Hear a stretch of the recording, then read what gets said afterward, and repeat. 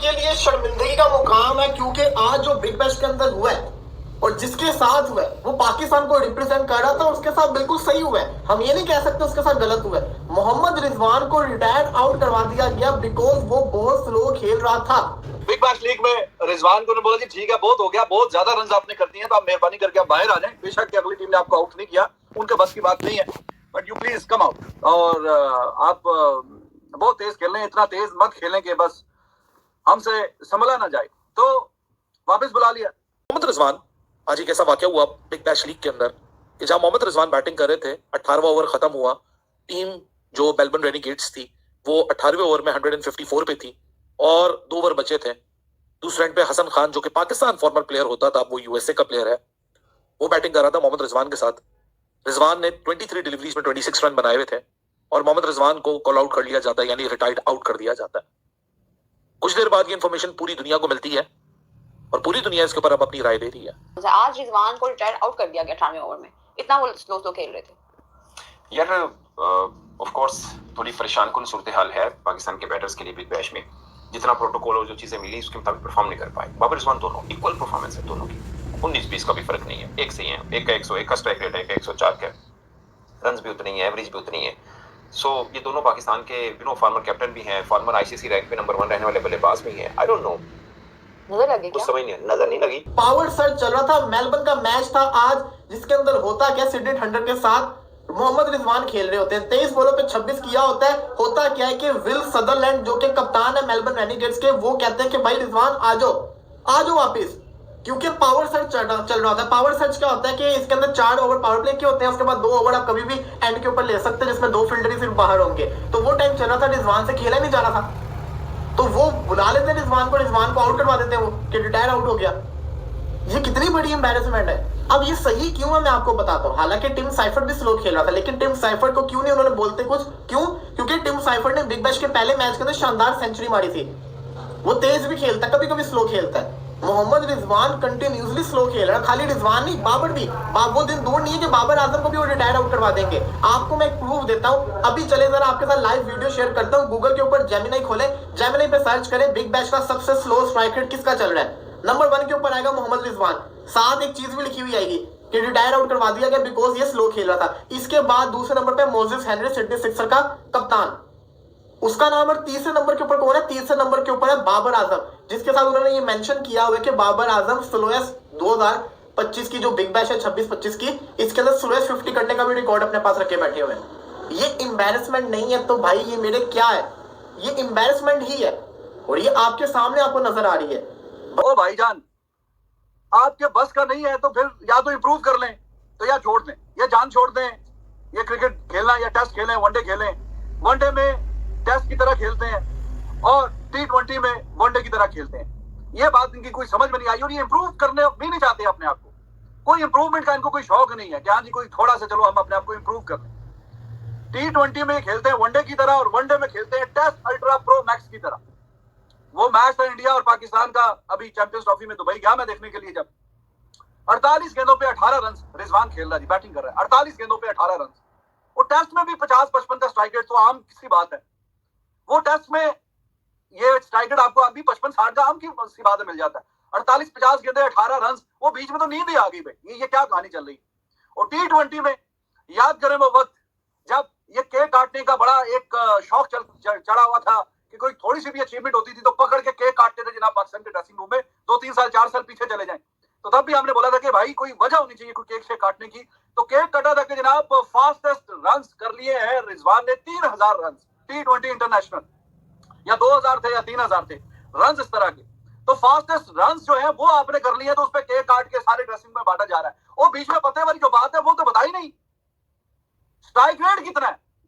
Strike rate सबसे lowest. जितने भी बैट्समैनों ने T20 इंटरनेशनल में रन 3000 को छुआ है, उन सब का स्ट्राइक रेट रिजवान के स्ट्राइक रेट से ज्यादा है।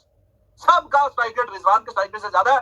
हाँ, अब जाहिर है कि जब आप आउट भी नहीं होते और जान भी नहीं छोड़ते और लंबा लंबा खेलते रहते हैं तो कम इनिंग्स में आपने 3000 रन कर लिए। एवरेज तो 50 को छू रही है और स्ट्राइक रेट वो 125।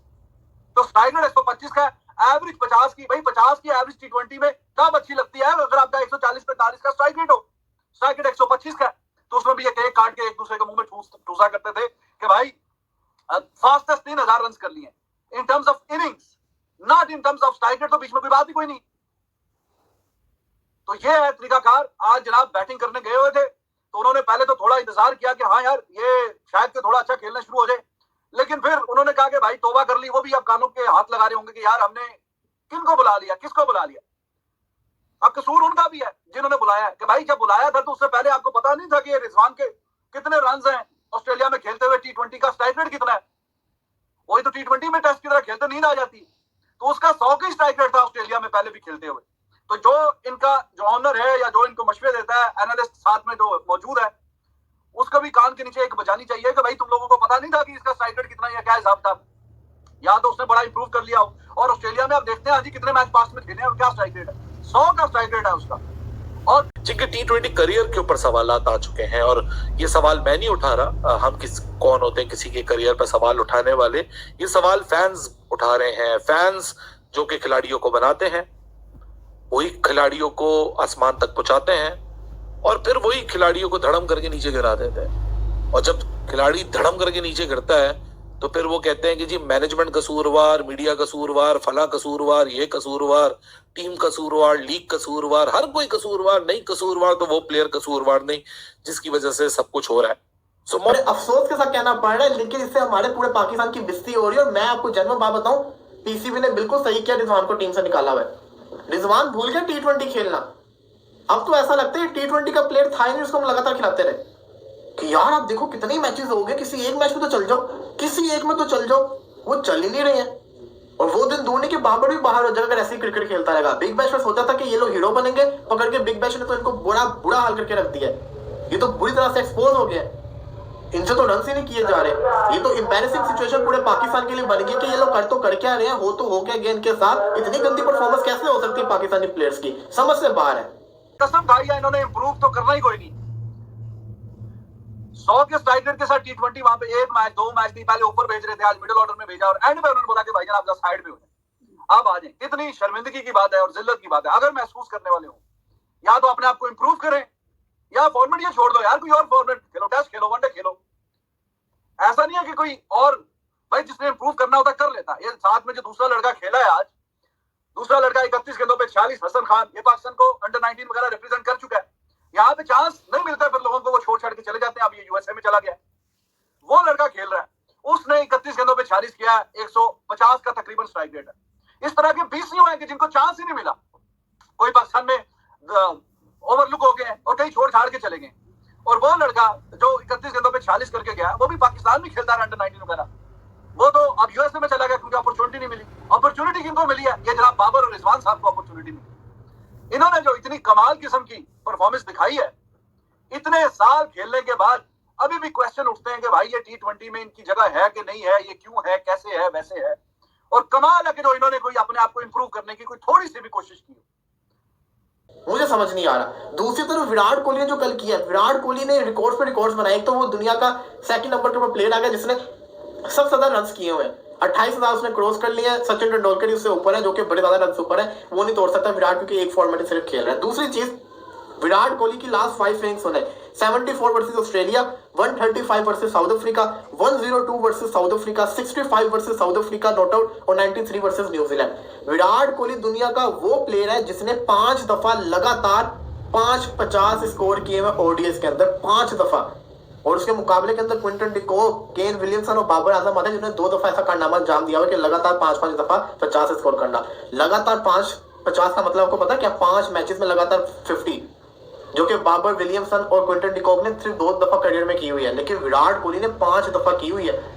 25 मैचेस में तो उसके सीधे से 50 ये बन जाते हैं। तो फिर कोहली तो कोहली है ना, कोहली तो फिर रुकने का नाम ही नहीं लेता। विराट कोहली जिस फॉर्म में चल रहे हैं, वेडनेसडे वाले दिन दुनिया के दोबारा से नंबर 1 ओडीआई के खिलाड़ी बन जाएंगे। ये एजाज उसको चाहिए था, ये एजाज उसको मिलता हुआ नजर आ रहा है। आपको